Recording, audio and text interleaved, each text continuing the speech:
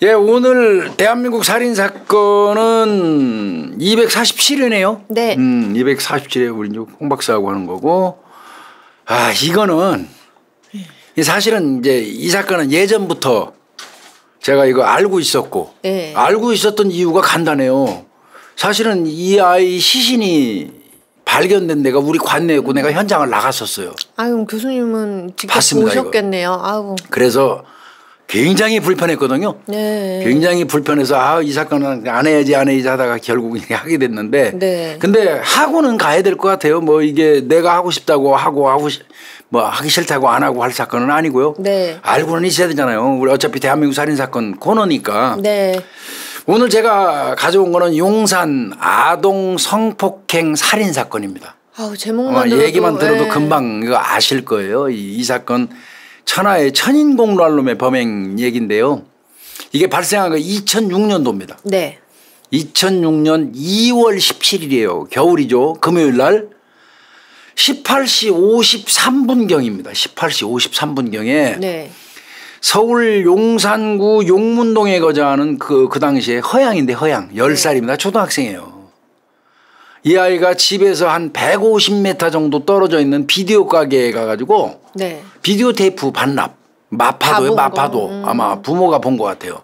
그리고 지가 본 거는 만화책 3권. 요거를 이제 반납하고 나온 것까지는 분명히 나왔어요. 반납 받은 거. 그 비디오 가게에서 확인이 되니까요. 예. 그 이후로 실종됐어요, 아이가. 아유. 예. 그리고 나서 이제 뭐 난리 났겠죠. 아이 없어졌으니까. 그리고 나서 이 아이가 없어진 지 16시간. 하루도 채 안 지났네요. 예. 예. 그러니까 그래도 그 다음 날이죠. 2월 18일 날 오후 2시 14분이에요. 오후 2시 14분에 경기도 포천군 군내면 용정리라고 있어요. 예. 제가 근무하던 그 관할인데 거기에 보면 이제 그 농기계 보관하는 창고 있고 옆에 공터 있어요. 네네. 논바닥하고 이렇게 거기에서 이 아이가 불에 탄 채 사망해 있는 거를 주민이 발견해서 신고한 그런 사건이에요. 그러니까 없어진 거는 2월 17일 날 그 전날 용산에서 없어졌으니까 용산 경찰서가 비상 걸려서 찾고 있었겠죠. 예, 예. 그런데 그거하고는 별개로 뚝 떨어져 있는 경기도 포천 경찰서에 신고가 들어온 거예요. 예. 사람 불에 타서 죽어 있다. 거의 다 탔어요. 아유.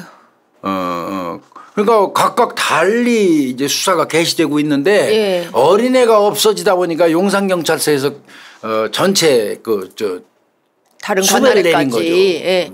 통보를 내린 거죠. 그러니까 금방 포천경찰서에서 감잡을 수 있었죠. 그래서 대조를 하게 되는 건데 그날 말이에요. 이 허양 같은 경우는 엄마한테 이제 비디오 테이프하고 만화책하고 반납하고 올게요. 예. 이러고 이제 전화를 합니다. 전화를 얘가 아마 밖에 있었나 봐요 부모가. 부모님은 따로 있고. 예. 그러니까 그러고 나서 4분 뒤에 이제 반납은 한 거예요. 예. 그리고 나가는 것도 분명해요. 예. 엄마하고 통화한 시간 뭐 비디오 테이프 집에서 나온 시간 이거 다 계산을 해보니까 그 이후로 이제 없어졌던 건데 이제 아까 말씀드린 것처럼 포천 경찰서에서 이 변사 처리하는 과정에서 보니까 쭉 내려온 게 있어 공문에. 네네. 어린애가 없어져서 지금 막 찾는 거 엠버거 경고 비슷한 거. 네네네. 그러니까 혹시 이게 매치될 수도 있잖아요. 시신이 있죠. 애였으니까. 딱 보면 알잖아요. 체구가 애기니까. 그 누가 봐도 애예요. 예. 안 되니까요. 제가 봐서. 예. 그러니까 이거 서울경찰청으로 의뢰해봐. 거기서 없어진 사람 같아 이게. 이래가지고 네. 이제 용산경찰서하고 실종자 부모한테 직접 전화하죠. 포천경찰서에서. 그래서 좀 여기 와서 실종자인지 여부를 좀 확인해 주세요 하고. 정말, 교수님 정말 불편한 일이었어요. 부모님한테 확인해 달라고 전화 거는 때가 좀 힘들 것 같아요. 답답하죠. 답답하죠. 그래도 확인은 해야 되니까요. 해야 되니까 이제 왜 근데 사실은 거의 100% 그 아이라고 생각했냐면 예. 쥐거리하고 목걸이가 있었거든요. 착용하고 있었어요? 예, 안 탔잖아요, 그거는. 그렇죠. 그거는 불이 안 탔잖아요. 네. 근데 그게 애기들이 쓰는 조잡한 이런 목걸이, 액세서리 귀걸이, 같은 액세서리예요. 거. 이건 성인이 착용하는 게 아니에요. 체구도 그렇고. 그래서 그것 때문에 그 서울청에서 수배 내린 거하고 매치하니까 거의 맞았었던 거죠. 아휴. 그래서 이제 할 수 없이 참 어렵게 얘기한 거예요, 부모한테. 그렇죠. 아닐 거라고 생각됩니다. 그런데 혹시라도 모르니까 한번 와주시죠. 서울청에다도 얘기해가지고 가능하면 같이 오라고 그분들 모시고. 네. 이렇게 해서 이제 연락을 했어요. 그래서 저녁 한 7시경에 용산경찰서 수사팀이 이 부모님 대동하고 왔어요. 네. 저녁 7시경에. 그래서 이제 뭐 여러 가지 얘기하고 그러다가 한 10시 정도 돼가지고 참 가기 좀 어려웠습니다. 그럴 것 같아요. 그래서 이제 확인 절차에 들어갔는데 뭐 아시다시피 외형은 없어요. 다 타버려서. 그러니까 뭐 외형으로 뭐 확인이 안 시신 돼요. 탄 그 까맣게 돼 있는 시신 가지고는 확인이 안 되고 그 이제 저희가 그 보여준 거 아유 끔찍해요. 귀걸이하고 목걸이 딱 하는데 그냥 그대로 주자. 엄마는 알잖아. 알죠. 예. 애가 착용하고 있던 귀걸이하고 목걸이 딱 그 사진으로 보여줬어요. 처음에는. 근데 처음에는 그 그림이 많이 묻어있고 그러니까 잘 모르겠다 모르셨어요. 했는데 실물을 보여주니까 그냥 그 자리에서 딱 주저앉아 버렸어요. 거의 실신했어요. 그래서 이건 거의 맞다. 본인들도 이건 맞구나. 그래서 이제 DNA 감정 의뢰를 했던 거고. 네. 최종적으로 일치 통보를 받았던 그런 사건입니다. 참 용산에서 없어진 아이가 포천에서 예. 죽은 채로 발견이 된 거네요. 예. 근데 이제 그렇게 되면 이거 도대체 이런 행위를 한 놈은 누구냐. 그러니까요. 이제 그거 아마 그거는 어차피 발견된 거는 포천이지만 포천에 수사할 수는 없잖아요. 용산에서 없어졌으니까. 용산에서 없어진 거니까. 그러니까 이제 그거 여행성 범죄라고 그러죠. 장소만 빌려주는. 네네. 그러니까 포천에서는 손 놨죠 이제. 그 변사 처리하는 과정까지만 해서 정리해서 하고 넘겨주고 네. 이제 손 놨고 용산서에서 그때부터 이제 실종 장소를 주변으로 해서 수사하죠. 그렇죠. 왜냐면 목격자 이제 그렇죠. 아이가 거기서 없어졌으니까 그러니까요. 누가 거기에서 있다가 아이를 데려간 거니까요. 그러니까 실종 장소 주변 여기 전부 수사하고 그다음에 이제 유사수법 전과자. 그렇죠. 맞죠. 당연히 아이들. 찾죠. 특히 여자 이 허양이 10살짜리 어린아이잖아요. 네. 그러면 미성년자 추행과 관련된 그렇죠. 이런 전과자 이런 놈들이 범행 가능성이 높잖아요. 미성년자 대상 성범죄 저지른 사람들. 그래서 실종 장소 주변 그다음에 유사수법 전과자 미성년자 대상으로 범행하는 놈들 이런 거를 집중적으로 뽑아요 다. 다 뽑아가지고 수사에 돌입을 해서 예. 이제 가는데 그냥 바로 나왔어요 이거는. 누구예요 도대체? 금방 나왔습니다. 금방. 왜 그러냐면 예. 그 옆에 비디오 가게하고 그 맞은편 바로 옆에 예. 신발 가게 하던 놈이 하나 있어요. 신발 가게. 김장호라고. 53살 먹은 그 남자예요. 53살이요? 네, 네. 53살 먹은 김장호라는 신발 가게 하는 사람인데 뭐 집에서는 이 사람 뭐 어렸을 때 보니까 구남매 중 5째더라고요. 네. 이 사람 알아보니까 술도 엄청 자주 마시고 네. 술 주정이 말도 못하게 심하대요. 그리고 가끔씩 자기 처를 때린대. 아이고 참 못된 짓 가정 다 폭력 행사하고 하네요. 아들도 또 때린대. 그래서 처하고 아들하고도 관계가 원만하지 않고 네. 어떻게 보면 집에서 내놓은 가장이야. 그렇네요. 그런 사람이에요. 그래서 이제 보니까 얘가 가장 가능성이 높아 보이는 거예요. 예. 그 바로 옆에고 나오자마자 바로 딱 낚아챘다면 바로 신발 가게로 끌고 들어가서 개연성이 제일 높아요. 그럼 네. 동네 사람이라는 얘기잖아요. 네, 거의 그래서 이제 얘를 가장 유력한 용의자로 보고 네. 이 강북구 미아 3동에서 살고 있는데 네. 용산구 용문동에 와서 신발 가게 구두수선 구두수선 하면서 신발도 팔아요. 네네네. 그런 가게를 운영하던 사람이에요. 그래서 이제 이 사람을 유력한 용의자로 보고 검거를 하게 되는 겁니다. 그래서 이거는 뭐 용의자를 특정해 갖고 검거하는 데까지는 별로 시간도 안 걸렸어요. 바로 딱 잡았네요. 바로 딱 땄습니다. 이건 뭐 그냥 바로 이거 잡은 게 용산경찰서 강력계 조상현 경장이 잡았는데 네. 바로 특진했죠 이 사건으로. 조상현 경장이 잡았고요. 그리고 이제 경찰이 딱 잡고 나서 1년의 과정을 봤어요. 그 대낮에 어린애를 납치해 가지고 뭐 어쨌든 하고 살해한 다음에 네.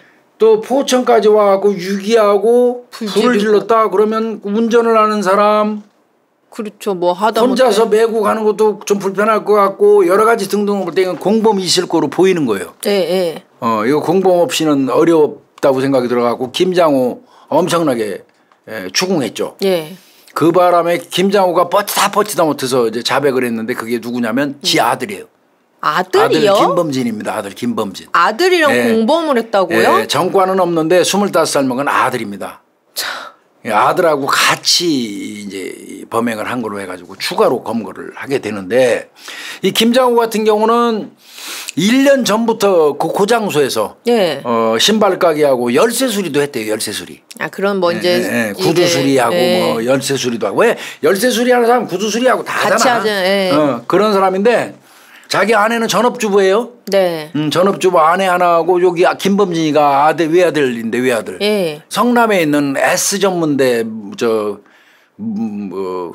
세무회계학과인가 거기 2년제예요. 2년제. 네. 거기 졸업해갖고 2004년부터 그 S의료재단에서 근무하는 회사원이에요. 평범한. 아니 회사원 아들이. 그러니까 세 식구가 살고 있는 거예요. 그럼 이 새끼 그냥 잘 살면 되잖아.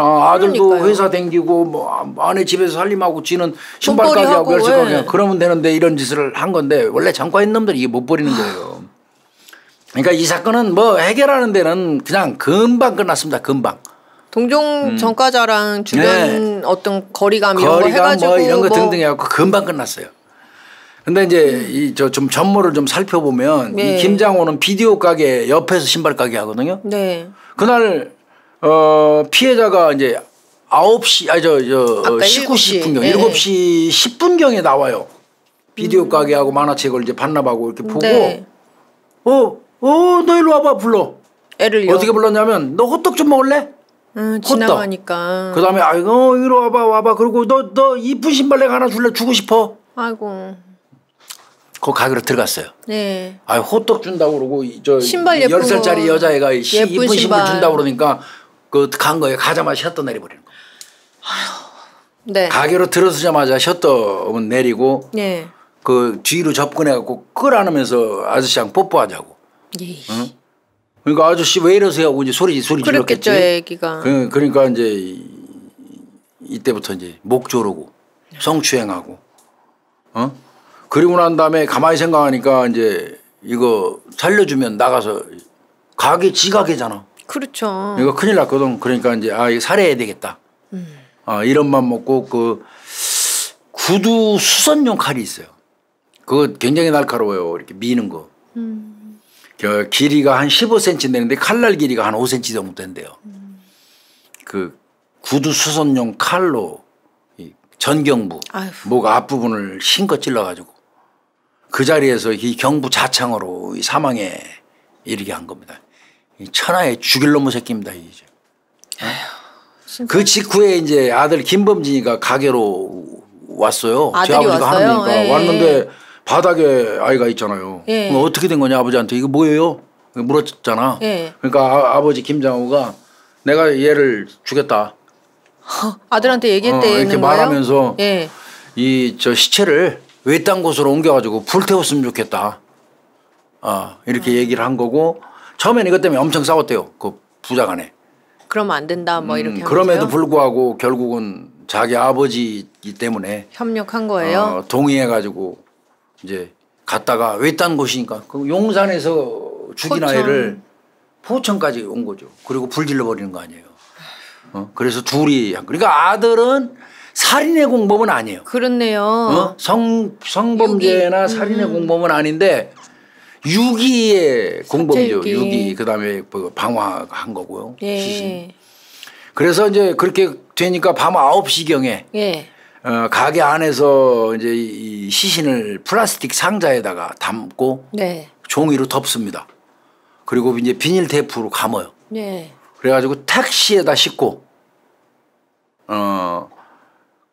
그 새벽 3시경에 아까 그 포천 거기에 이르러서 미리 준비해 간 그 인화성 물질 아세톤 1.5리터 들고 왔어요. 아세톤 이 손톱 지우고 가는 그 화학약품 아세톤 1.5리터를 그 상자에다 붓죠.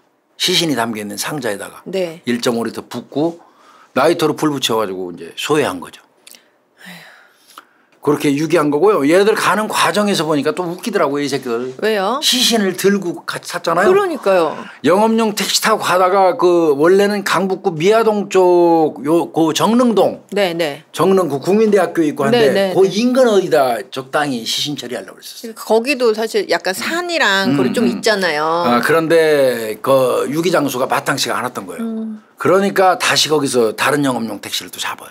그래서 포천까지 간 거예요. 그래가지고 그 포천까지 와서 거기서 이제 택시 기사는 돌려 보내고 박스에다가 이제 아세톤 뿌려서 불 지르고 지들은 도로변까지 이제 걸어 내려와서 지나가는 택시 타고 다시 간 겁니다. 아이고, 참 대범도 해요. 사체 유기하고 훼손하는 택시 타고 이동했단 말이에요. 네, 그렇습니다. 차가 없으니까요. 근데 이 판결문을 내가 찾았어요. 예. 판결문을 찾아서 보니까 이거 웃기더라고. 이게 지금 일반적으로 나온 거하고 다르더라고. 왜요? 판결문에는 살해 이후의 욕정을 느껴서 네. 이미 사망한 피해자의 바지와 속옷을 벗기고 성기를 만졌다고 진술을 요놈이 했어요. 판결문에 나와요. 네. 이게 지금 그 딴 데는 그런 기록이 없거든요. 근데 판결문에는 결국은 내가 볼 때는 재판하는 과정에서 검찰에서 추가로 밝힌 부분입니다. 그 제가 생각했어요. 여기 지금 보면은 뽀뽀나 한번 하자 해서 입 맞추고 났는데 아저씨 왜 그러세요 해서 죽였다고 하잖아요. 거짓말이에요. 이것뿐만 있었을 리가 없어요. 강제로 네. 무슨 짓을 한 거고요. 네. 근데 요 새끼는 뭐라고 얘기하냐면 살해한 이후에 욕정이 느껴졌대.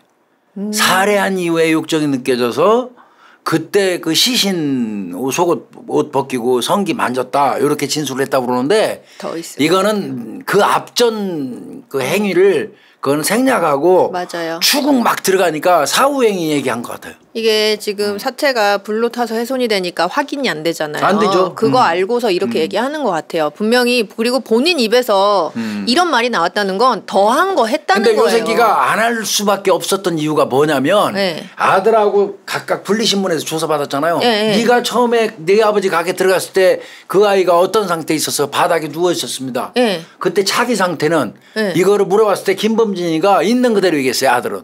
벗겨져 있었다. 하의는 벗겨진 상태였습니다 하고 얘기를 했어요.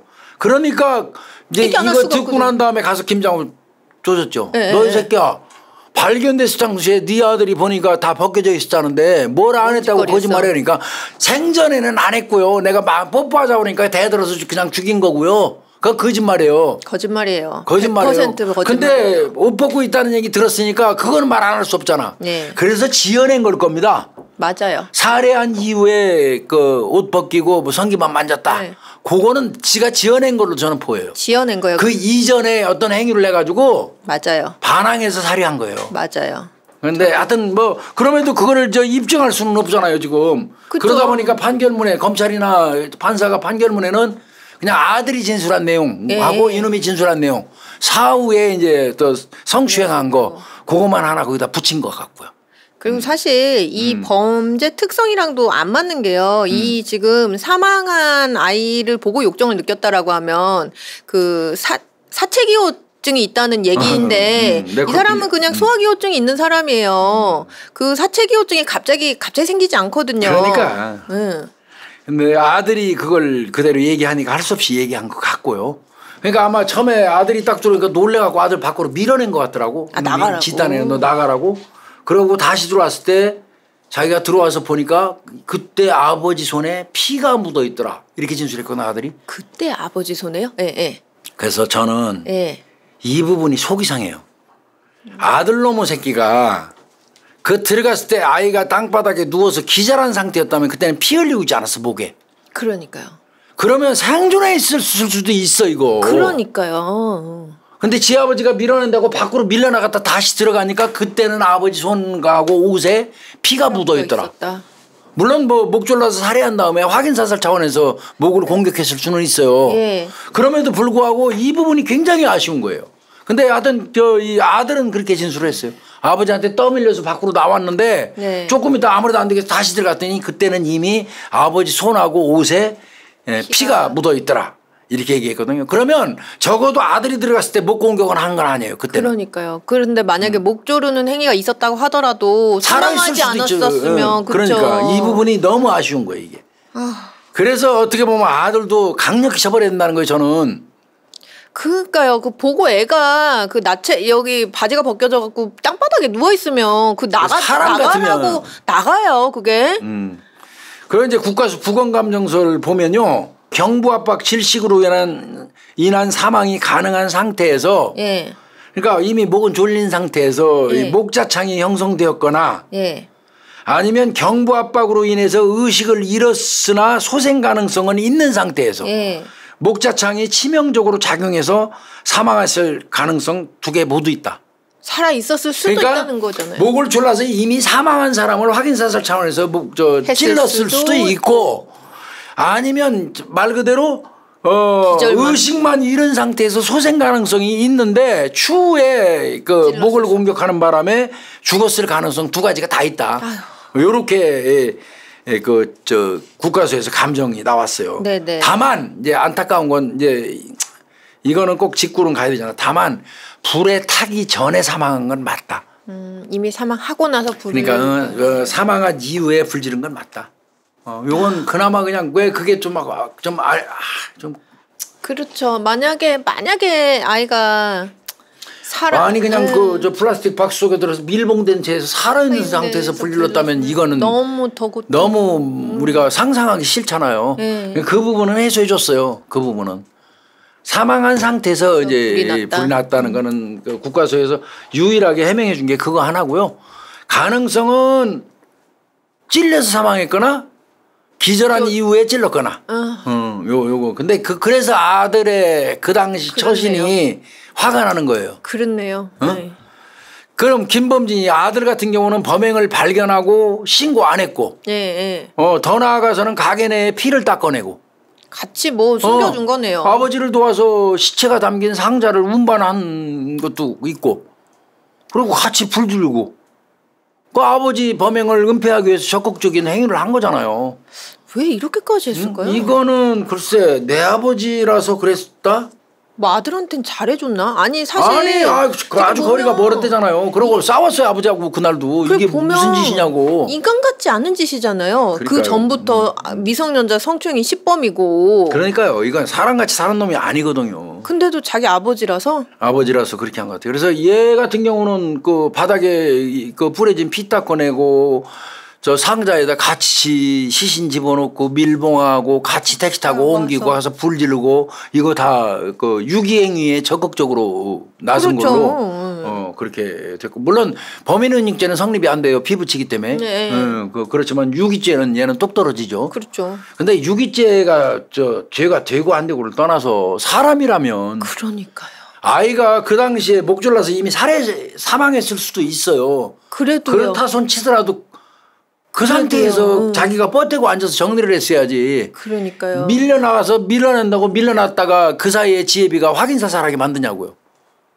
그러니까요. 이건 둘 다 내가 볼 때 인간 아니에요. 참. 아니 애가 그러고 있으면 하다못해 쫓아가서 한번 맥이라도 집어봐야 할 거 아니야. 살아있는지 죽었는지. 그럼 살아있으면 지가 병원에 날려도 되잖아. 난 이 자식이 이거 이해가 안 가요. 이거. 현장 검증했거든요. 경기도 포천하고 용산에서 두 군데. 그때 이제 이거 했는데 이 사건 또 얘기하면 또 아유 복잡해요 이거. 왜요? 그때 그 강대원 경정이라고 우리 선배 되는 분인데 네. 그분이 용산 수사과장이었어요. 아 용산에요? 네. 요 당시 담당이셨겠네요. 네. 수사과장이었어요. 근데 이 사건 그 김장호 검거했잖아요. 네. 그럼 내일이 김장호 허양 장례식이에요. 다음 날 같이. 그런데 그러면 장례식이나 끝난 다음에 회식도 해야지. 그건 예의의 도리고.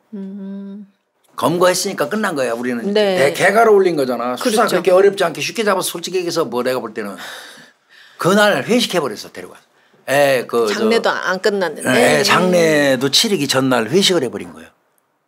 그것 때문에 신문에 나갔고 난리가 난 겁니다. 난리가. 그러네요. 그 부분은 생각을 못 하셨네. 이게 난리가 난 거예요. 근데 이제 이게 또 웃기는 게 우리 강 과장님이 우리 선배님이신데 이분도 참 어떻게 보면 일은 무지 열심히 하시고 수사 잘하는 분이에요. 저는 그거 인정합니다. 제가 개인적으로도 네. 그 수사 관련돼서 이분 존경받을 만한 분이에요. 열심히 하시는 분. 근데 이분이 유영철 사건 해결하는 분이거든요. 오. 유영철이 검거될 때 서울청 기동수사대장이었어요. 네네네. 근데 이분이 참 운이 없는 건지 생각이 좀 짧아요. 가끔씩. 왜요? 이분이 지금 이 사건 해결하고 난 다음에 애 장례 치르기도 전에 직원들하고 회식하면서 을룰랄라 하는 바람에 그게 신문에 나왔고 예. 나중에 특진 않아도 했지만 그거 이외에 표창도 많이 받을 거예요. 칭찬도 받을 거. 예. 그리고 본인도 존경받을 판이었어. 다 나가리 돼버린 거예요. 오히려 징계 먹고. 아이고. 좌천되고. 아이고. 그걸로 깨졌는데 그 이전에 이 사람이 또 깨진 게 원래 서울청 기동수사대장을 하면 그것도 존경달을 케이스예요. 그것도. 네. 근데 왜 못 다룬 줄 아세요? 왜요? 그게 유영철이 사건이에요. 유영철이 잡았잖아요. 예, 예. 유영철이 잡았으면 존경돼야 돼 바로. 그렇죠. 유영철 잡았는데요. 그런데 이분이 존경을 못 다룬 이유가 또 있어. 뭐예요? 그분 개인적으로는 정말 열받는 일이겠지만 유영철 엽차기 사건 알아요? 갑자기 뭐 하고 예. 있는데 옆에. 그 유영철이를 데리고 나와서 조사 가려고 양쪽에서 형사들이 팔짱을 끼고 내려오는데 그 계단 밑에서 어떤 아주머니가 우산을 들고 뛰어 올라가죠. 예. 그러니까 그 유영철이를 메고 있던 경찰관이 옆차기를 해갖고 아주머니가 올라가다가 밑으로 대웅대웅 굴른 사건이 있었어요. 그래서 그게 그대로 방송에 나왔어요. 난리 났습니다. 난리 그때. 그 유영철을 막고 시민을 공격하냐고. 그래가지고 뒤집어졌어요. 예. 자, 그 뒤집어지는 바람에 그때 이제 아마 내 기억엔 기동수사대 1개 2반에 근무하던 그때 이용길 형사였어요. 지금 아마 내가 알기에는 서울청에서 경감용 다른 걸로 알고 있는데 네. 그 당시에 이분은 좌천됐어요. 좌천 바로. 옆차기 했다고. 그 사건 때문에. 예. 그리고 그때 강대원 그 경정이 이 사건으로 유공은 후루룩 사라져버리고 욕만 엄청나게 먹은 수사과장으로. 아이고. 저 기동대장으로 있으면서. 그러니까 이분은 개인적으로 진짜 복이 없는 거지. 그랬으면 조심했어야 되잖아. 그렇죠. 조심했어야 되는데 또 장례도 치르기 전에 이 사건 용산으로 이제 발령이 난 거 아니야. 기동대장에서 일로. 그 발령이 나는데 용산에 와갖고 이 사건 해결했는데 하루만 기다리지. 직원들이 또 그랬겠지 뭐 과장님 뭐 그렇죠. 하면 해결됐는데 식사 뭐. 애들 고생했으니까 뭐 회식 한번 하시. 원래 큰 사건 해결하면 회식해요. 네네. 그러면 그 날짜 봐야 되거든 그런 거. 그러게요. 또 이분이 착각을 했는지 뭘 했는지 모르지만 유영철이 열심히 일해가지고 자기 부하직원 그 옆자기 한 번 하는 바람에 공이 다 날아가서 그런 경험을 한 번 했음에도 불구하고 저 장례식 전날 회식을 해가지고 그래서 우리 강대원 경정 이분은 선배인데 정말 수사 열심히 하고 잘하시는 분인데 유영철 사건까지 다 잡고 해결한 사람이 그 옆차기 한 방에 그냥 날아가 버렸던 거예요. 그 운이 없는 분이에요 개인적으로. 그렇네요. 근데 이제 그 옆차기 관련돼서는 처음에는 그 경찰관 이제 딴 데로 발령 내고 막 시민들이 난리가 났지만 또 반대로 그 당시에 전국에 있는 강력 형사들끼리는 수갑 반납 운동했었어요. 그거를 아니 그 밑에서 우산을 들고 오는 사람이 흉기를 들고 오는지 뭐를 들고 오는지 양쪽에 유영철이 팔을 끼고 있는 사람 입장에서 그걸 어떻게 제지하냐. 발밖에 없다. 손을 못 쓰니까. 아무리 쳐 죽일 짓을 한 놈이라고도 유영철이가 경찰 손에 있는 한은 걔가 다치게 해서는 안 되는 거니까 경찰 의무잖아. 네. 그러니까 손은 이거 놓을 수는 없고 유영철이는 또 도주했다가 다시 잡힌 놈 아니야. 맞아요. 그런 부분 때문에 또 엄청나게 사람 많이 죽인 놈이고. 그러니까 이놈 놓치면 안 된다는 개념은 머릿속에 꽉 있었겠지. 그러니까 놓치지 못하고. 이거는 놓지는 못하고 얼떨결에 오니까 발길질 이제 그것도 발로 뭐 옆사기로 쭉 뻗어서 팍 타격한 게 아니라 올라오는 걸 밀었다는 거야. 그래서 그것도 비디오를 틀어놓고 또 자세히 다 봤어요 또. 그런 상황에서 그 사람을 날리면 형사 어떻게 먹냐 해서 수갑 반납 운동도 벌어졌었어요. 그래서 결국은 그게 어느 정도 먹혔습니다. 너무 과한 조치. 과한 조치다. 이거는 그 상황에서 어떻게 방법이 없지 않느냐. 잡고 있는데 어떡하냐. 그럼 범인을 놔야 되냐. 보는 시각에 따라서 그 자기가 처해 있는 이 입지 조건에 따라서 달리 해석될 그렇죠. 수 있는 사안이에요. 그거는. 그렇죠. 그때 이제 그걸로 해서 한번 물을 먹은 우리 그 강경정님이 네. 용산 사건 해결해 놓고 그래 하루 전날 장례식에 하루 전날 회식하는 바람에 공은 다 사라지고 욕은 욕이라도 또 배 터지기 뭐 그런 사건이 벌어졌습니다. 아이고. 근데 또 웃기는 거는 네. 그때 옆차기에서 굴러떨어진 엄마 있잖아요. 네네네. 그 엄마가 정 씨인데 그분은 누구냐면 네. 이문동 사건. 네. 이문동 사건에서 유영철이가 이문동 사건에서 저 여성 있다고, 골목에서 24살 먹은 여성 찔러 죽였다고 그래가지고 원래 21명으로 기소됐잖아요. 네, 맞아요. 그런데 나중에 정남규가 나타났고 유영철이 새끼가 내 거 하나 뽑아갔다고 훔쳐갔다고 한 사건이 이 사건이 이문동 사건. 그러니까 나중에 조사해보니까 이문동 사건은 저 정남규가 죽인 거예요. 맞아요. 그러니까 엄밀히 얘기하면 그 어머니는 정남규가 범인인데 유영철이가 죽였다고 그러니까 유영철이 공격하시다가 그 형사한테 또 맞아갖고 또 나가 떨어진 거예요. 아이고. 이게 어떻게 오늘 또 얼주당 떠는 게 버텨보니 해프닝이에요 이거 어떻게 보면. 그런 거네요. 나중에 유영철이는 21건에서 이문동 사건 빼고 이문동 사건은 정남규한테 주죠. 13건 속에 띄워주고 맞아요. 유영철이는 20건으로 공소장 변경해서 20명 죽인 걸로 바뀌죠. 지들끼리 뭘 더한 거 좋다고 할 게 없어서 쓰레기들이니까요. 네. 그러니까 어떻게 보면 그 엄마도 이문동 사건 저 원래는 유영철이 아닌데 거기 올라갔다가 그렇게 된 거고. 그렇네요. 하여튼 그래서 이 사건은 용산 이때 났을 때 이거 강경정 이분은 정말 개인적으로는 정말 안 됐어요. 복이 없어 이 양반. 그렇네요. 진즉에 총경 달았어야 되는데 이분 내가 알기에는 총경 못 달고 경정으로 제대했어요. 그러니까 사실 뭐 이렇게 D나 이런 것까지 다 잘 괜찮으면 더 좋았긴 할 텐데 그래도 만약에 수사를 막 열심히 안 하시고 이런 분이면 또 모를까. 수사 엄청 수사 열심히 하시는데 조금 이런 부분들 때문에 좀 안타까운 부분은 보면 있네요. 눈빛이 달라요. 우리 선배지만 눈빛이 반짝반짝이 진짜 전형적인 형사의 눈빛입니다. 그 존경받을 만한 분인데 참 근데 아주 작은 거 조심해야 되거든요. 맞아요. 사실은 이 어린아이가 죽어서 불태워졌잖아. 성폭행당하고 그러니까 불태워져서 너무 아픈데. 발견됐으면 사실은 너무 가슴이 아파서 좀 자중하는 그게 도리예요. 그렇죠. 또 궁극적으로 엄밀히 더 거슬러 올라가면 대한민국의 안전 치안을 책임져야 될 의무가 있는 사람은 경찰이잖아. 그럼 경찰이 어찌됐건 제 몫을 못 해갖고 어린아이가 납치돼서 성폭행 당하고 죽은 거 아니요. 그러면 검거한 거에 취했을 입장이 아니에요. 그렇잖아요. 그래서 저는 검거하고 나서 저도 수사과장하고 형사과장 했지만 검거하고 나서 뭐 해결되면 그 다음날 바로 가서 회식하는 거 이거 절대 먼저 안 했어요. 일단은 현장 검증 끝나고 검찰에 완전히 송치되고 검찰이 송치된다는 얘기는 적어도 열흘 이상이 된다는 소리잖아요. 그렇죠. 다 정리해서. 송치되고 정리된 다음에 그다음에 조용히 가서 했습니다. 조용히. 이 사건 해결돼서 하는 걸로 떠들지 않고요. 그거는 도리입니다. 도리. 맞아요. 피해자분들을 생각하면 도리입니다. 참 안타까운 그런 게 있었어요. 요 새끼는요. 네. 2006년 3월 30일 날 재판받습니다. 네. 서울 서부지검 형사 3부 곽규택 부장검사가 이제 그때 사형 구형하거든요. 구형은 사형 구형했어요. 김장호한테는 성폭력하고 살인으로 해서 사형 구형하고 아들. 얘는 사치유기 죄밖에 없잖아요. 네. 징역 5년 구형했어요. 그래도 좀 세게 구형한 세게 구형을 했어요. 네. 이때 이렇게 얘기했어요. 피고인은 성추행을 하려다가 살해했다고 하지만 저는 성추행 하려다가 했다고 생각 안 해요. 했어요 이미. 피고인은 성추행 하려다가 살해했다고 하지만 그 이상의 추악한 성폭행을 했을 것으로 추정할 수 있다. 맞죠. 맞아요. 검사가 보는 시각은 달라요. 그러니까 피고인의 수법 그다음에 전력이라든지 성향을 봤을 때 엄히 처벌해서 아동 성범죄를 영원히 예방하는 본보기가 되어야 한다. 아유 좋은 말이네요. 검사 맞아요. 얘기는 이거 하려다가 죽인 게 아니라는 거 했다는 거야 이미. 그게 내가 봐도 그게 맞아요. 맞아요.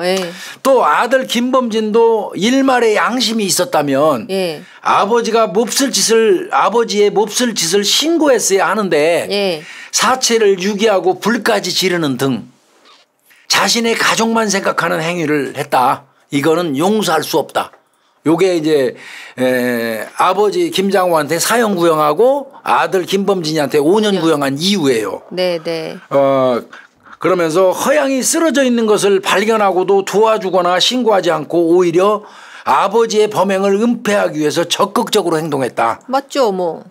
이제 이런 내용을 얘기했고, 물론 뭐 아들 같은 경우는 사회에 물이킨 점 반성합니다. 그렇게 얘기했어. 그러고 이제 그 얘기 저 공판할 때 피해자 아버지 허양 아버지 와가지고 네. 막 이런 얘기 할 때, 네 가족만 가족이냐? 그러니까요. 네 아버지만 가족이냐? 막 이런 얘기도 아버지도 했었죠. 그리고 이제 4월 13일 한 달 정도 있다가 공판 말고 이제 저 구형 말고 예. 선고 공판이 이제 서울 서부지법 제11형사부 김윤권 부장 판사가 하기 시작했어요. 네. 그때 이제 김장호한테는 성폭력 살해로 해가지고 살인으로 해서 무기징역. 어차피 살인은 사형은 안 하니까 무기징역. 그다음에 김범진이 아까 사체유기로 5년 줬다고 그랬잖아요. 예. 2년 DC해 줬습니다. 3년.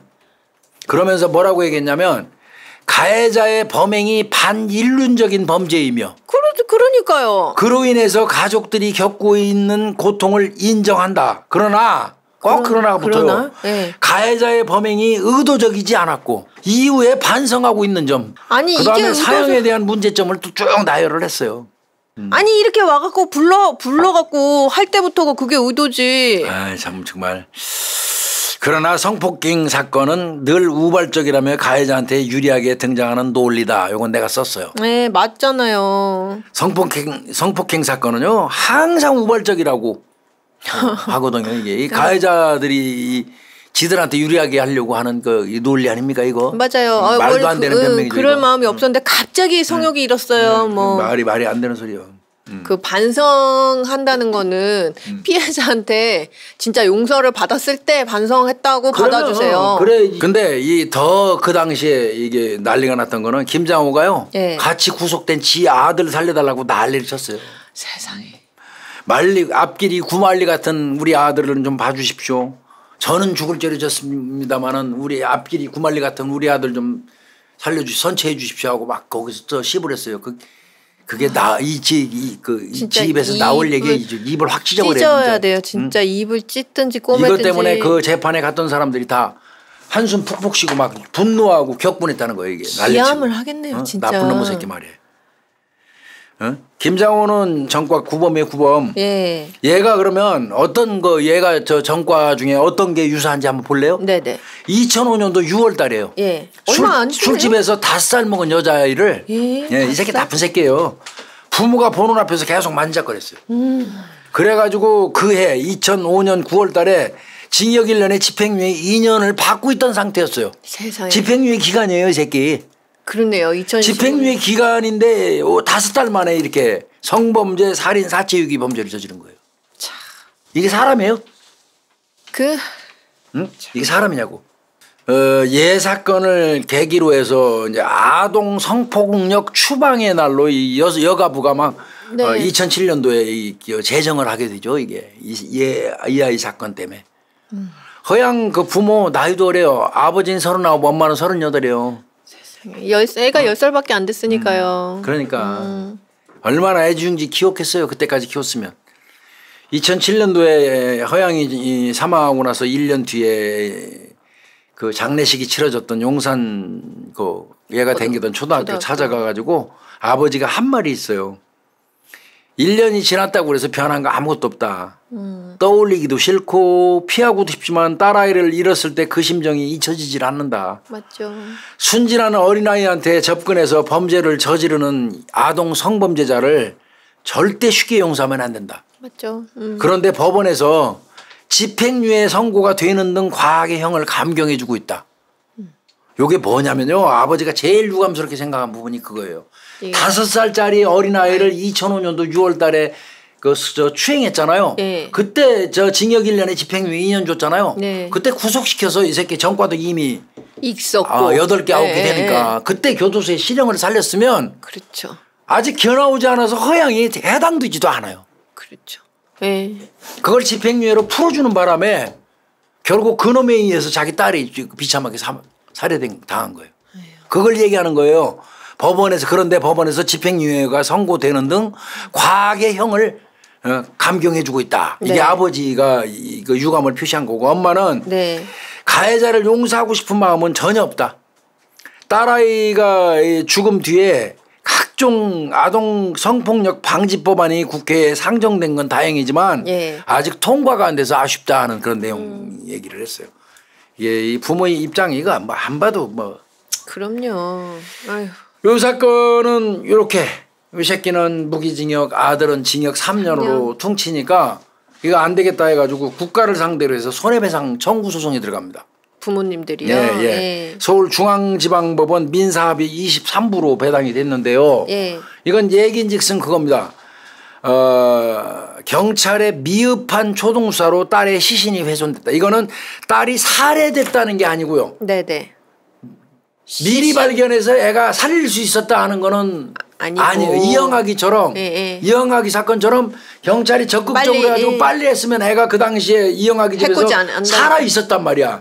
살릴 수 있었는데 제대로 못해서 죽었다 해가지고 죽음에 대한 민사소송을 청구할 수 있었어요. 이영학이 쪽은. 그런데 이 경우는 시신 훼손에 관한 거예요. 민사소송이. 불 낸 거. 경찰이 이 초등수사를 미흡하게 하는 바람에 딸의 시신이 그 사이에 훼손돼 버렸다. 요 부분입니다. 네네. 그러면서 이제 국가 상대 민사소송 청구를 했는데 네. 그러면서 당연히 동시에 김장호하고 김범진이를 상대로 해서 손해배상 청구가 들어갔겠죠. 그렇죠. 갔더니 이제 거기서 김장호, 김범진이는 2억 5,900만 원 배상명이 떨어졌어요. 2억 5,900만 원. 네. 이렇게 떨어졌어요. 근데 이제 이 부분 관련해서 잠깐 설명 좀 해주고 할 것 같은데 나를 상대로 두 사람이 사기를 쳤어. 네. 나를 상대로. 그래서 내가 두 사람을 상대로 민사소송을 걸었어. 네. 판사가 니네 두 사람을 상대로 해서 3억 줘 하고 떨어졌어. 그러면 내 입장에서는 얘가 줘서 3억을 받건 얘가 줘서 3억을 관계없어요. 아니면 지들 둘이 1억 5천씩 묶어서 나를 3억을 주든 관계없어요. 네.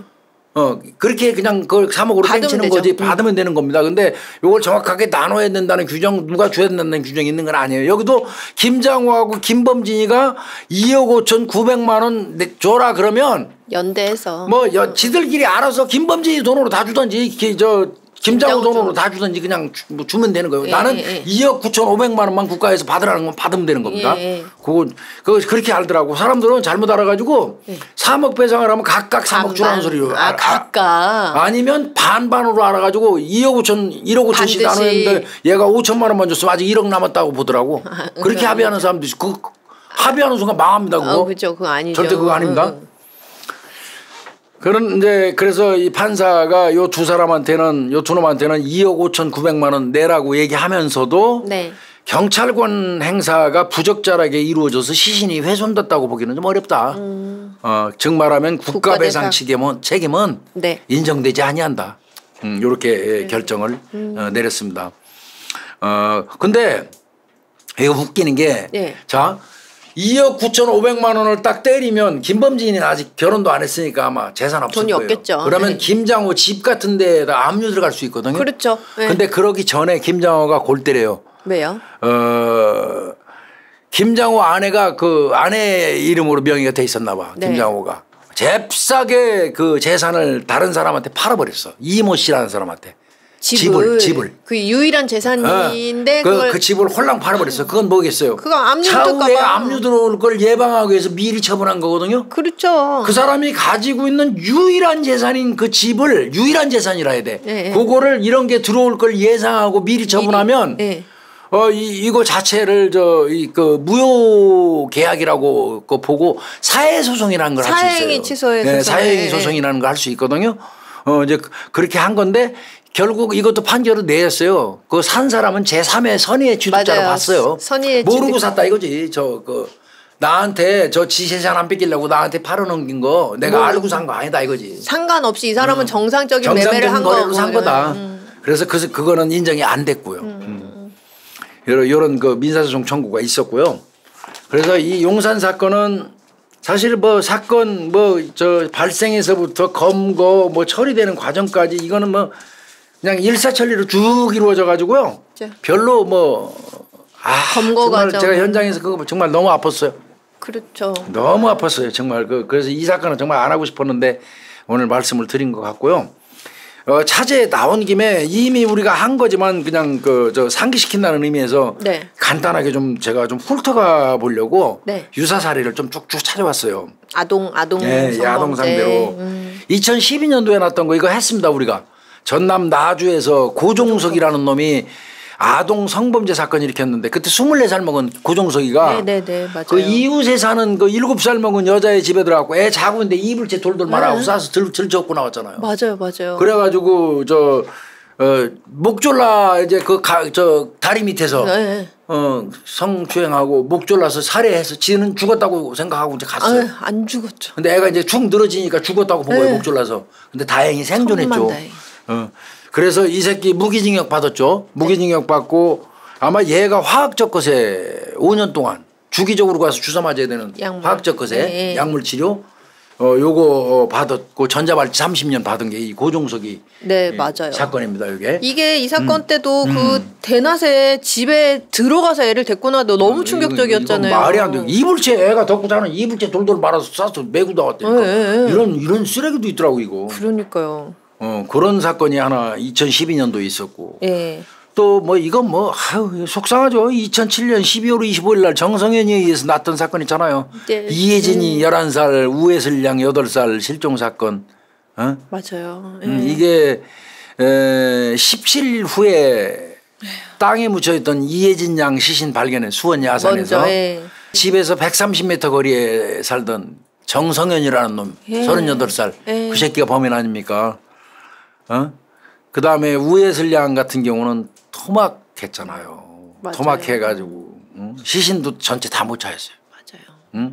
그때 이 정성현 이놈이 그 애들한테 안양 시내 구경 시켜준다고 그러면서 유인해가지고 성폭행하고 죽였던 건데 요거 2009년도에 대법원 사형 선고났던. 네 맞아요. 이때 그 아이들 찾느라고 대대적으로 난리였잖아요. 여러 번 사형 선고 받았어요. 아유 잘 됐어요. 근데 사형 뭐 집행 안 하는데 이수나 봐라. 그래도요. 짜증나 이거. 정성현이 쳐죽일로. 그다음에 2008년도 12월에 조두순이 새끼. 네 조두순은 뭐. 조두순이는 그 이듬해 2008년 12월에 났잖아요. 안산에서. 네네. 그때 56세의 조두순이가. 맞아요. 네. 피해 여자애가 8살이요. 아휴. 응? 얘는 영구장애 발생했잖아요. 영구장애. 맞아요. 예. 네. 장기에 네. 손상이 와가지고 영구장애 발생했습니다. 참 기가 막히죠. 네. 이때 조두순이 새끼가 심신미약 만취 상태에서 범행했습니다 하는 심신미약 주장인데 이거 받아들여줬잖아요. 그러니까요. 그 징역 12년 준 거 아니야 이걸. 야, 그러니까. 조두순이 사건 때문에 본인 스스로 먹은 술에 의한 심신미약이 없어지기 계기가 되긴 했어요. 그래요. 없어져야 돼요. 그리고 이 사건 내용을 보면 12년이 말이 돼요, 교수님? 말도 안 돼요. 말. 이놈이 한 짓을 생각을 하면 이게 12년이 말이 되냐고요. 그렇죠. 그래 견아 와가지고 저 새끼 지금 납작 엎드려서 이사도 못 가고 지금 처박혀 살잖아요. 저 이거 오래 살아 저거. 아 그러니까요. 교도소에서 너무 정기적으로 운동시켜주고 제때 밥 주고 관리해주고 그래갖고 사회밥은 저런 놈들 진짜 사실 밥 먹는 것도 아까운데 말이야. 저 조두순이 사건 나가지고 음주라든지 약물로 인해서 심신 상태를 지가 야기하는 지가 만드는 경우는 감경사회 제외하는 거 개정 조항이 신설됐어요. 아 이건 좀 잘된 일이에요. 조두순이 사건의 어떤 반성이고요. 하나 더 있죠. 이거 김길태 사건. 역시 우리 사건을 해서 다 한 거예요. 네, 그렇죠. 부산 사성구에서 33살 먹은 김길태가 그 13살 먹은 중학교 1학년 여학생 납치 살해한 거 있어요. 물탱크에다 유기하고 시신 발견되고 3일 만에 검거됐는데 이 새끼. 맞아요. 근데 요놈 그 이전에 9살짜리 여자애 납치해가지고 3년 살은 적이 있었고요. 네, 맞아요. 또 뭐 30대, 20대 여성 각각 납치해서 지네 집에서 성폭행하고 막 그랬던 것까지 다 밝혀져서 감금하고. 그 김길태는 이건 아주 이거 진짜 위험한 놈이에요, 이거. 맞아요. 진짜 이거 뭐. 요 새끼는 무기징역 받았죠, 김길태는. 지금 내가 이거 어린이 상대로 한 거 슬슬 불러줘도 고종석이. 그러니까. 정성현이. 예. 조두순이, 김길태. 뭐 벌써 알만한 사람 줄줄 나오잖아. 그리고 2012년도에 또 김점덕이.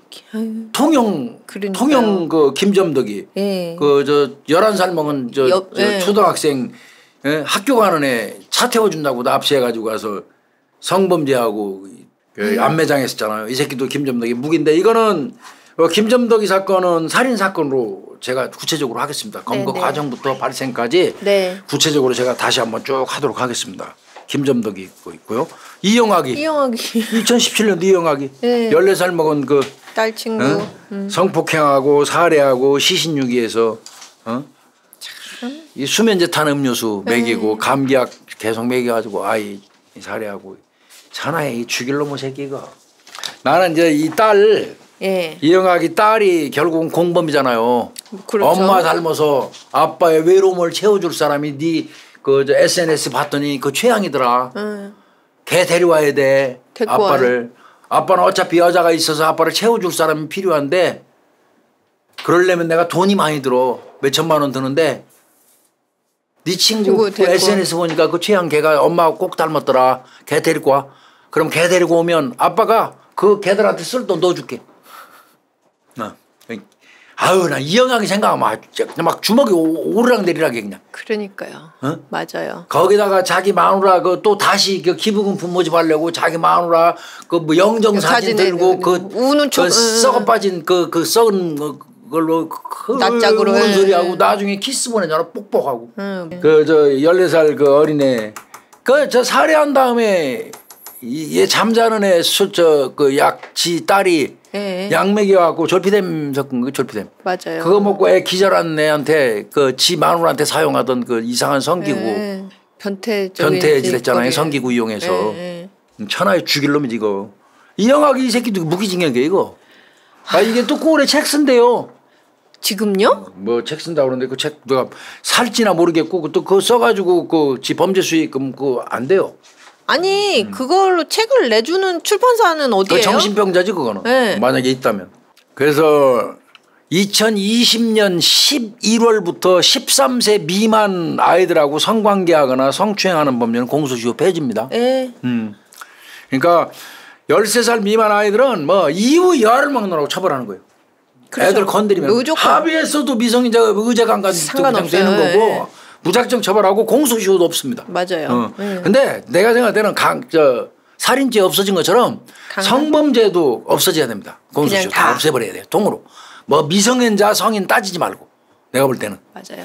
뭐 성인 같은 경우는 과학적 증거 이를테면 뭐 질액 채취해가지고 DNA가 나온 경우 네. 공소시효를 10년 연장해 주는 케이스로 네. 하고 있잖아요. 네. 과학적 증거가 있을 때는 10년 연장해 준다는 그런 조항이 지금 붙여놨는데 네. 뭐하러 그런 거 너덜너덜 붙여요.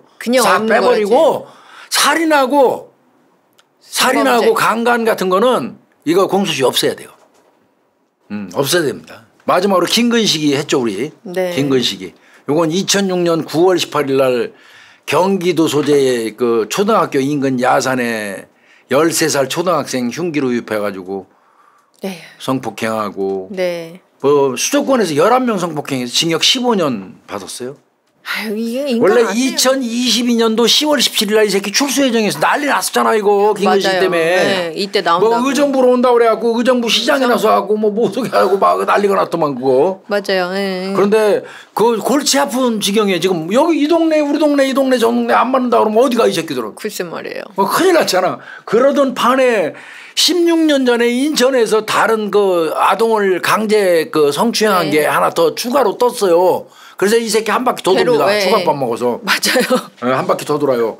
검찰이 약물 치료하고 징역 10년 그거 구형했어 따로 또. 네. 그러니까 앞으로 당분간은 김근식이 또 우리 동네 이사 올까 봐 걱정을 한 5년 이상은 안 해도 될 것 같아요. 지금 더 살 거니까요. 네. 요 새끼도 충동 약물 치료 감정 필요하다고 봤고요. 네. 그런데 이제 10년 구형했는데 검사가 3년 때렸습니다. 3년. 그리고 전자발찌 10년. 그다음에 성폭력 치료 프로그램 이수명령 200시간. 근데 김근식이가 지금 항소한 상태예요. 아직 확정 판결이 안 났네요. 네, 현재 1심에서 3년 받은 겁니다. 김근식이는 그러니까 아직도 지금 2023년이죠. 예, 2025년 이후에는 또 이 새끼 또 나오면 어디에서 반내 안 맞는데 또 시끄러울 것 같아요. 그렇네요. 복잡합니다 이게. 얼핏 봐도 봐봐요. 그 저 용산 초등학생 하다 보니까 뭐 막 나오잖아요. 이게. 그러니까요. 우리 사회 이거 거의 우리가 했습니다만 우리 사건을 위해서 이렇게 많아요 우리가. 아유. 소아 기호증, 소아 애호증 뭐 이렇게 예. 일반적으로 얘기하는데 요런 놈들이 있어요. 아유 안 돼요 이거. 제가 저 방송하면서도 몇 번 얘기했지만 제가 근무할 때 예. 어린이 놀이터에서 4살짜리 여자애가 그네 타고 있는데 예. 나이가 60이 된 새끼가 그 어린애 건드렸어요. 그 화장실 끌고 가고. 아유. 내가 그 새끼 잡아가지고 왔잖아요. 예. 죽여버리고 싶더라고. 근데 내가 물어봤어. 야, 이 새끼야. 내가 나이 먹었어. 그래서 야, 이 새끼야. 네가 사람이냐? 그 요만한 주먹만한 저 어린애 건드리고 싶자 이 새끼야. 예. 나쁜 놈의 새끼야. 그랬더니 그러면서 너 도대체 너 정신 상태가 어떻게 됐냐면 왜 그런 이 새끼 뻔뻔하게 하는 얘기 뭔 줄 알아요? 애가 너무 야해 보였다고. 내가 몇 번 얘기했잖아요. 애가 뭐 4살짜리가 애가 야해 보인다고? 미쳐. 어떻게 야해 보이더냐? 예. 그랬더니 엄마가 이쁘게 보이려고 안에 저 스타킹 신기고 팬티 스타킹 같은 거 애들 거 있잖아. 스타킹. 살색 아니 저 하늘색 같은 거. 뭐 그런 그거 거. 입히고 위에 치마를 입혔어. 그리고 그네를 타니까 펄렁펄렁 자기 그거 보고 갔다는 거야. 아유 정말 죽겠더라고. 정말 막 때리고 싶어가지고 손을 어쩔 줄 몰라 진짜. 진짜 그게 말이에요 뭐. 아유 참. 그렇게 피해자한테 책임을 전가하는데 애기한테 책임을 전가하는데 애가 야해서 기가 차서 대가리 총 맞은 새끼들. 아유 참. 이 사건하고 유사한 게 마지막으로 처벌받은 거 사형받은 게 하나 있어요. 뭐예요? 요렇게 미성년자를 대상으로 해갖고 네. 성폭행했다가 사형 선고 받아갖고 형장의 이슬로 사라진 놈이 마지막 됐어요? 사라진 놈이 우리가 97년 12월 30일 날 마지막 사형 집행했잖아요. 그때 23명 사형 집행했어요. 그때 그 죽은 그 사형당한 놈 중에 임풍식이라고 있어요. 임풍식이. 그 당시 36살. 네네. 임풍식이가 9살 여자의 그 성폭행 살해에서 사형 선고 받았다가 97년 12월 30일 날 바로 그냥 집행한 거예요.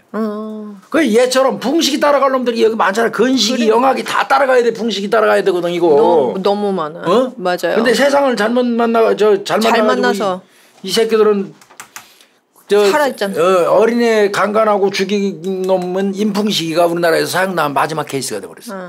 임풍식입니다 그게. 그리고 찾는 김에 내가 하나 더 찾아왔어요. 뭐예요?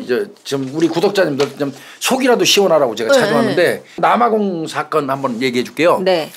2020년도에 남아프리카 공화국에서 5살 난 자기 딸을 성폭행한 이 범인이 있었어요. 엄마는 이제 베로니크 마케나라는 23살 먹은 여성인데 네네. 바로 알았어요. 자기 딸 이 범인은 누굴 거라고 딱 알았어요. 알았음에도 불구하고 이제 왜 그러냐면 자기 딸 같은 경우는 실종되고 나서 그 다음날 공중화장실에서 시신으로 발견됐거든요. 5살 먹은 딸이. 그러니까 25살 먹은 그 이웃에 있는 남자를 알았어요. 뭔가 범인이구나. 그 전조가 있었나 봐요. 뭔가 이유가 있었던 것 같아요. 그래갖고 저놈이 범인입니다 하고 베로니크 마케나가 그 얘기를 했었어요. 지목을 해서 이제 경찰에서는 그 DNA 뽑았어요. 이제 긁었어요. 그러면 이제 검사 결과가 나오면 그놈이 범인인지 아닌지 이제 결과가 나와서 처벌받을 수 있잖아.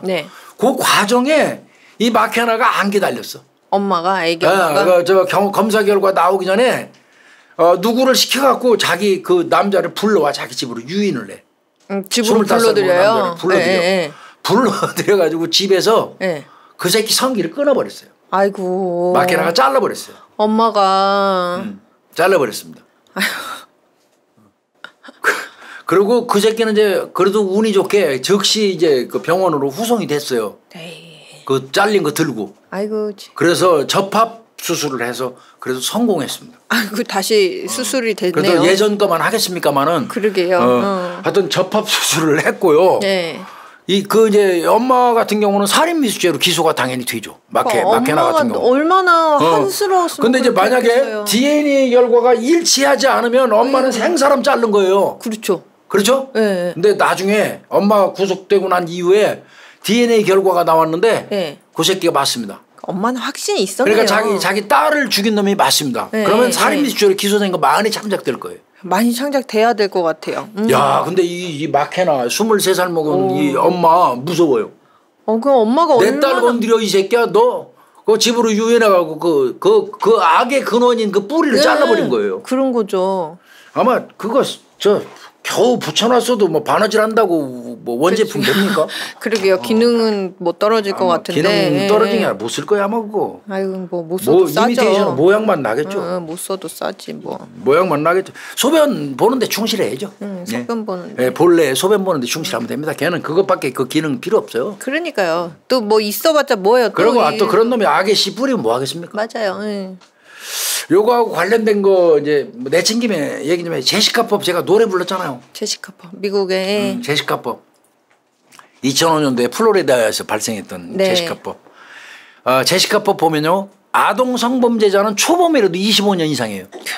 최하 25년 이상이에요. 네, 무조건. 네, 제시카법 미국은 그래요. 네. 이거 우리 해도 되잖아요. 그러니까요. 아동을 대상으로 한 성범죄자는 초범이라고 하더라도 25년 이상. 예. 재범인 경우는 얘기할 것도 무작정 무기징역, 종신형. 예. 그다음에 출소한 이후에는 평생 동안 전자발찌 착용. 예.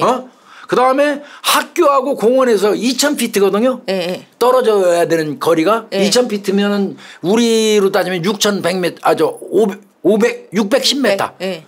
2,000피트니까요. 610m 정도. 학교나 공원이 있는 데서 600m 정도 반경에는 못 들어가는 거예요. 네. 공원 가서 산책 한번 할 수 없는 거예요. 이게 제시카법에 의해서. 맞아요. 이게 지금 미국의 30개 주 이상이 다 시행하고 있거든요. 이 제시카법 이거 한번 신중히 생각해봐요. 아니 이 정도 해줘야 애들 건드리려고 하다가도 아우 이건 안 되겠다. 완전히 끝나는 거 쫑나는 거예요 그냥. 이렇게 생각을 하죠. 근데 이제 물론 이게 이제 이 제시카법을 무작정 받아들이기에 문제점은 제가 좀 찾아보긴 했어요. 있겠죠. 그게 뭐냐면 예. 인구 밀도의 문제야. 우리나라는 우리나라는 제시카법 적용하고 500m 이내 해버리면 수도권에서는 못 살아. 수도권은 500m만 가면 학교 있고 500m 가면 공원 있어. 있으니까요. 그럼 수도권에서는 못 살아. 그 성범죄 저지른 놈들은. 그렇죠. 그럼 그 새끼들은 이제 수도권이 아닌 지역으로 가야 된다는 얘기인데 예. 그러면 수도권이 아닌 지역에 사는 사람들이 성범죄자들을 전부 끌어안아야 된다는 결론이 나오잖아. 그렇죠. 지역에 의한 역차별이라는 얘기가 나오잖아. 그렇죠. 그런 부분이 좀 있어요. 문제점은. 그렇죠. 사실은. 맞아요. 그러니까 미국은 땅덩어리 넓게 이렇게 막 희박하다 있으니까 상관없는데 우리나라는 막 오밀조밀하게 있으니까. 그래서 제시카법을 학교하고 공원에서 500m 이내에 접근 금지 요거는 조금 어려운 부분이 있어요. 네네. 근데 그거 말고는 초범도 25년 이상, 네. 재범은 무작정 무기징역. 네. 그 다음에 그 새끼는 출소한 이후에 평생 동안 전자발찌 차고 살아야 되고. 요건 했으면 좋겠어요. 그러니까요. 요건 괜찮은 것 같아요. 그러면서 제가 늘 주장하는 전자발찌를 착용하면 이제 피부에 어떤 그거 돼가지고 술 처먹으면 바로 보호관절반한테 연락 가는 거. 맞아요. 술 처먹고 술 처먹고 일하는 잊어지는 게 많으니까. 맞아요. 그런 거. 그다음에 위치 제대로 가는 거. 운전 시동만 켜도 요 전자발찌 찾는 놈들 또 이동하는 거 나오게 뭐 이런 거 좀 과학 문명의 이기는 효율적으로 사용해야지. 맞아요. 응? 우리나라 IT 강국인데. 네, 맞아요. 그래서 요거 관련돼서 제시카법 유사한 거 우리도 한번 생각해 볼 때가 되지 않았나 이런 생각이 들었어요. 그래서 아동 대상 성범죄는 진짜 좀 강력 처벌을 했으면 좋겠어요. 그래도 예전에 비하면 조금 더 강력해지긴 했는데 그래도 지금도 많이 부족하죠. 맞습니다. 예. 그래서 오늘은 용산 이거 정말 가슴이 아파하고 이거 제가 상당히 망설였어요. 그렇죠. 아이들 제가 또 실제로 현장 가서 아이의 그 소외된 타버린 아이의 모습을 봤고 제가 사진도 가지고 마음이 아프고 자꾸 막 이거 준비하면서 자꾸 막 그런 게 생각이 나더라고. 좋은 곳에 갔을 거예요. 전국 가서 진짜 순수한 얘가 세상 나와서 무슨 잘못 하나 했겠어요. 말 그대로 천사로 잘 살 거예요. 좋은 데서. 어머니 아버지도 힘내시고요. 얼마나 상심하셨겠어요. 네. 그리고 저 김장호 요놈 평생 동안 반성하면서 교도소에서 살아야 되고 김범진이도 사회에 이미 나왔을 거예요. 이미 나와서 살고 나왔는데 있겠죠. 사회생활하고 있는데 정말 잘못했다는 마음 가지고 진심으로 평생 반성하면서 역지사지의 마음으로 잘 살았으면 좋겠어요. 맞습니다. 그리고 앞으로 좋은 일 많이 해야 돼요. 네. 그거 까병이 하려면 지은 죄. 맞아요. 김범진이 그거 잘해야 됩니다. 맞습니다. 예, 오늘은 용산초등학교 아동 성폭행 살인 사건 247회로 다뤄봤습니다. 고생했습니다. 감사합니다. 네.